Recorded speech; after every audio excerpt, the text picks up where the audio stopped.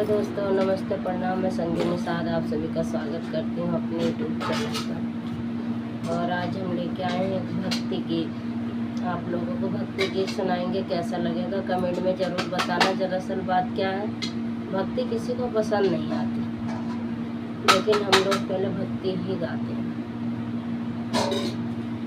रथ हिलत जाए, रथ डोलत जाए, मैया खड़ी पर्वत पे। रथ हिलत जाए, रथ डोलत जाए, मैया खड़ी पर्वत पे। रथ हिलत जाए, रथ डोलत जाए, मैया खड़ी पर्वत पे। मैया के मांगी सिंदूर भल सोहे, मैया के मांगे सिंदूर भल सोहे। अंगर अंगर जवाब ला, अंगर जवाब ला, मैया खड़ी पर्वत पे। अंगर जवाब ला, अंगर जवाब ला, मैया खड़ी पर्वत पे। रथ हिलत जाए, रथ डोलती जाए, मैया खड़ी पर्वत पे।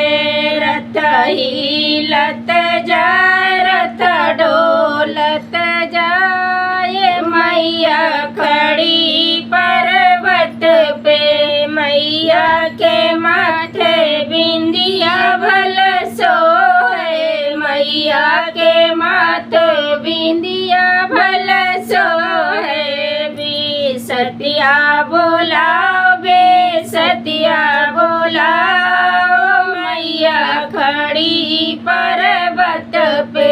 बेसतिया बोल, अभी सतिया बोलाओ, मैया खड़ी पर्वत पे। रथ हिलत जाए, रथ डोलत जाए, मैया खड़ी पर्वत पे। रथ हिलत जाए, रथ डोलत जाए, मैया खड़ी पर्वत पे। रथ हिलत जाए, रथ डोलत जाए, मैया खड़ी पर्वत पे। मैया के बाहों चूड़िला भल सोहे, मैया के बाहों चूड़िला भल सोहे। मनी हरवा बुलाओ, मनी हरवा बुलाओ, मैया खड़ी पर्वत पे। मनी हरवा बुलाओ, मनी हरवा बुलाओ, मैया खड़ी पर्वत पे। रथ हिलत जाए, रथ डोलत जाए, मैया खड़ी पर्वत पे। रथ हिलत जाए, रथ डोलत जाए, मैया खड़ी पर्वत पे। मैया के पैरों बिछुआ भल सोहे, मैया के पैरों बिछुआ भल सोहे।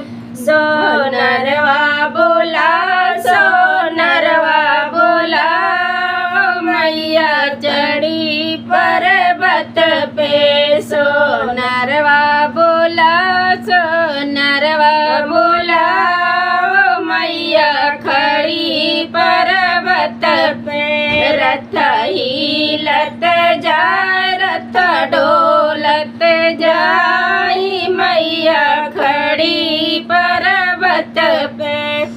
मैया के सिरे चुनरिया सोहे, मैया के सिरे चुनरिया सोहे। अंगर जवा बोलाओ, अंगर जवा बोलाओ, मैया चले